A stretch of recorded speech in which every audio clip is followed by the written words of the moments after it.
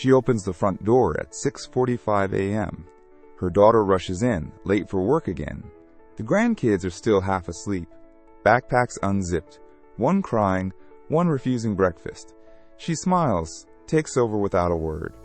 She packs the lunches, finds the missing shoe, calms the noise. She doesn't complain. She's kind. She's helpful. She's always there. But when everyone leaves, the silence is sharp. She sits at the table, cold tea in hand, and wonders, when did helping start to feel so heavy? Why does my kindness feel like a burden no one even sees? This is what no one tells you about kindness after 60. It can quietly become the reason you're ignored, overused, and emotionally drained. Not because you're weak, not because you're not smart, but because the same qualities that once made you strong and supportive are now being treated like a free resource. If you're watching this and you've ever said, "I just want to be helpful. I can't say no, they need me. I feel invisible even when I do everything," then this message is for you, because you deserve better than being used in silence. You've spent your life being kind, available, reliable, and maybe you were raised to believe that's what good women or good mothers do. That sacrifice is noble, that just helping is your role now. But let me ask you, who helps you? Who thanks you without needing something? Who checks in just to say, "How are you?" and really listens? If that list is short, your kindness is no longer being seen. It's being expected, and eventually, it's being exploited. In this video, we're going to talk about the truth that almost no one dares to say out loud. Kindness without boundaries becomes a tool for others, and a trap for you. We'll explore how being the nice one makes you a quiet target after 60, why family members, neighbors, and even adult children may take you for granted, the signs that your giving has crossed into self-erasure, and most importantly, right finger, how to reclaim your kindness as a strength with limits, not a silent sacrifice. Because you're not too nice, you're just too tired of being needed and never noticed. Stick with me. This video won't turn you into someone cold or selfish. It will help you rediscover the version of yourself that knows how to say, "I love you, but I love me too." Think back. What were you taught about being a good woman? A good mother? A good friend? Chances are, you heard some version of this. Don't make a fuss. Be nice. Help others first. Don't be selfish. Be grateful just to be included. And you followed the rules. You were polite, helpful, always available. You didn't ask for much. You handled problems quietly. You gave and rarely asked for anything back, because you thought that's what strong women do. They give without expecting. But here's the truth no one said. If you teach others you don't need much, they'll stop offering. You didn't become invisible overnight. It happened in small moments. When you said yes, even though you were tired. When you brushed off your own needs to keep the peace. When you apologized for being in the way in your own home. When you said it's fine, and no one asked again. And slowly, they started believing it was always fine, even when it wasn't. This is how kindness, real, generous, beautiful kindness, gets rewired into silence, into obligation, into invisibility, because you trained everyone around you, without meaning to, that your time was free, your energy was endless, your boundaries were optional. And why does this get worse after 60? Because society starts telling you, you've had your time. Now it's about your kids, your grandkids. You should be honored just to be involved, so you try to stay relevant. You offer help. You don't say no. You become the dependable one. The ride giver, the babysitter, the emergency contact. And no one stops to ask, do you actually want this? Or are you just afraid of being left behind? Here's the real problem.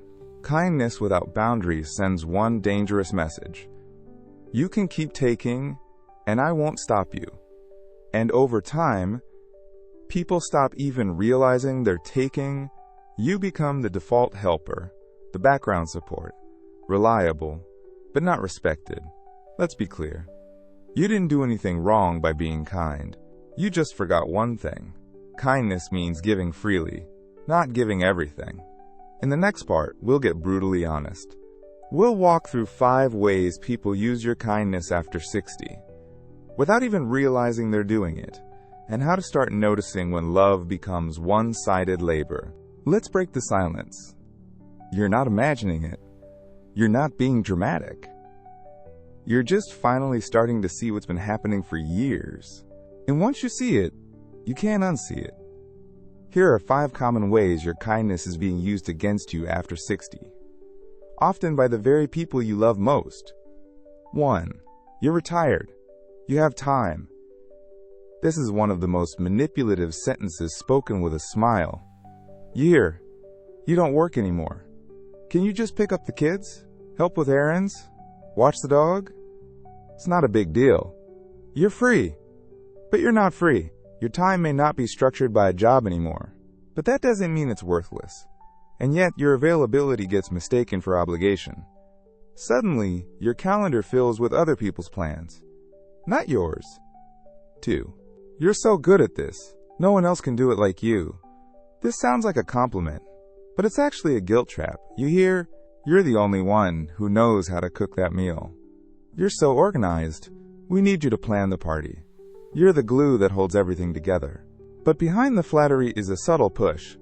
Please keep doing it, so we don't have to. Your competence becomes a curse. Because the better you are, the more people expect. And if you ever stop, suddenly you're letting people down. 3. She won't say no. She never does. This one isn't said out loud. It's assumed. People begin to treat your kindness as a guarantee. You get invited last minute because she'll say yes. You get dumped with extra responsibilities because she won't complain. You're asked for favors, but rarely thanked properly. They don't mean to hurt you. They've just come to expect your self-erasure because you train them with your endless yeses that you're fine, even when you're not. 4. If she says no, she must be in a bad mood. This is the emotional manipulation trap. The one time you set a boundary, skip a visit, say, not today, protect your space, you're met with, are you okay? Why are you being like this? That's not like you. Suddenly, you're made to feel guilty for simply having a limit. And because you don't want to disappoint, you give in, again. And they learn. Push hard enough and she'll fold. 5. She's strong. She can handle it. This one hurts the most because it's used to justify the lack of care you receive. You're the one everyone leans on, but no one checks if you're tired. No one notices if you're struggling. No one asks what you need because you're the strong one. But strength doesn't mean you don't have limits. It just means you've learned to carry pain silently. And now it's time to stop. If any of these feel familiar, know this. You're not alone. And you're not selfish for wanting balance. Because being kind doesn't mean being everyone's solution. And being strong doesn't mean being silent. In the next part, we'll hear the story of a woman who gave and gave until one day she broke, and what she learned when she finally said, no more. Meet Irina. She's 72. She lives alone in a modest apartment, and she's the kind one, always has been. Her daughter says, Mom's a saint. I don't know how she does it all, her neighbor says. Irina, she's always there when you need her. Her grandkids say, she never gets mad. Ever. But here's what they don't see. Irina wakes up tired. Not just physically, emotionally. She checks her phone first thing. A message from her daughter. Can you pick up the kids from school again today? A voicemail from a neighbor. The pharmacy messed up my pills. Can you help me sort it out? A text from the church group. We're short on volunteers. Can you bake something? And without thinking, Irina replies, sure. She always does. She's kind. She's helpful. She's exhausted. Last winter, she caught the flu. It hit her hard. For once, she couldn't move, couldn't answer, couldn't say yes. And what happened? No one checked in. The world around her paused because she had stopped showing up. No one brought soup.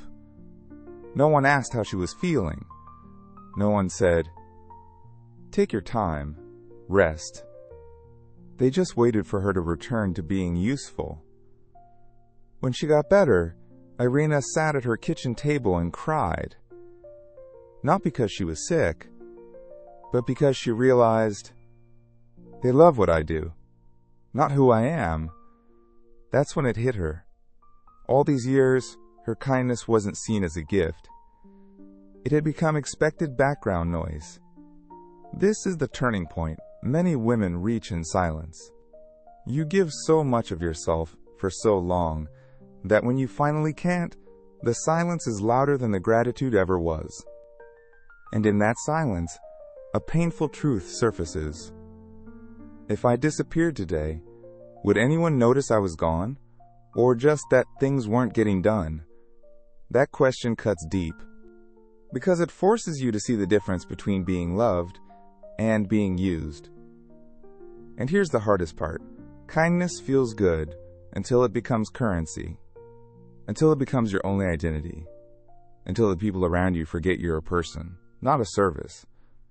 But you don't have to wait for illness or breakdown to change. You can shift today. Ask yourself, when was the last time you said no without explaining?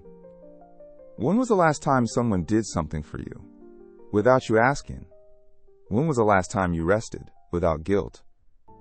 If these questions sting, that's okay. It means your awareness is waking up. And from here, real change is possible. In the next part, we'll talk about why this pattern worsens, specifically after 60, and how to gently but firmly rewrite the rules. Because kindness is a beautiful thing, but only if it includes you. You might wonder, why is this happening now? I've always been kind. Why does it hurt more after 60? Because something subtle but powerful shifts with age. You retire. Your children become adults. Your role in the family changes. And suddenly, your time seems open. Your presence becomes expected. And your identity starts to blur. Here's what really happens. Small diamond one. Society rebrands you as the helper. After 60, people stop asking, "What do you want to do?" Instead, they assume, "You'll help, right?" They frame your time as flexible, your life as simple, and your availability as endless. In reality, you may need more rest, more space, more care than ever. But because you're not working, you're seen as the easy one to call. Small diamond 2. You fear becoming irrelevant, so you say yes to stay needed. This one's hard to admit. After decades of being the caregiver, the boss, the organizer, you feel your role slipping. So you overcompensate. You try to stay valuable by always being on standby, never missing a birthday, offering help before it's even asked. But that's not connection. That's performing value out of fear of being forgotten. Small diamond 3. People stop seeing you as someone with needs. When you're always strong, always helpful, always pleasant, they stop asking how you are. They assume she's got it handled.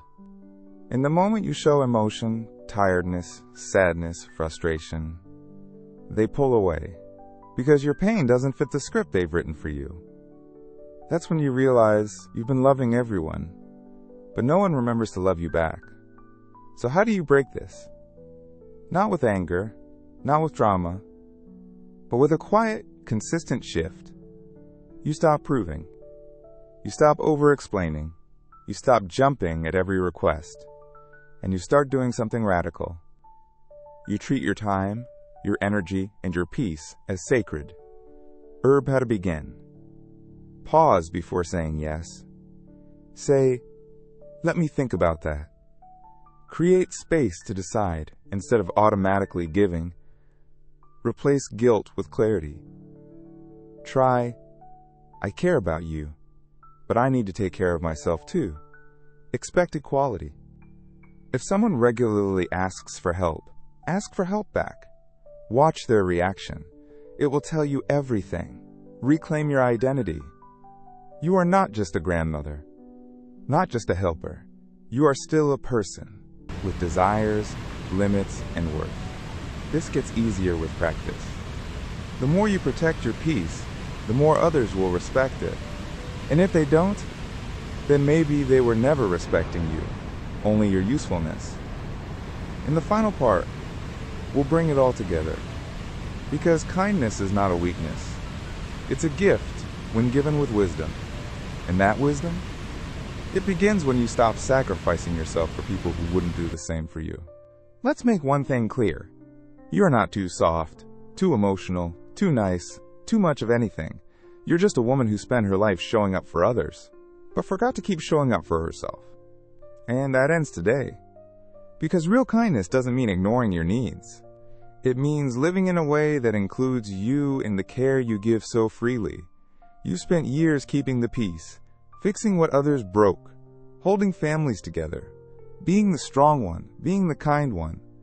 But now, it's time to be your own advocate. You don't need to become cold. You don't need to push people away. You just need to say, not right now. I'm tired too. I love you, but I need space. I don't want to be the only one giving anymore. And that one act of honesty, it's not selfish. It's self-respect. Speech balloon. Because the truth is simple. If your kindness doesn't include you, it's not kindness. It's quiet self-erasure. You've done enough. You've earned rest. And your value does not depend on how useful you are to everyone else. So let today be the day you stop saying yes just to be needed, and start saying yes to being seen, to being heard, to being whole again. Because the strongest, most beautiful kindness of all is the kind that honors your own heart first. Speech balloon. Tell us in the comments, have you ever felt taken for granted because of your kindness? Let's support each other in building healthy love, not quiet exhaustion. Right finger, and if this message touched you, subscribe to Speech Balloon Longevity Talks Herb for more honest, healing conversations about aging with strength, dignity, and truth. Because being kind should never mean being forgotten.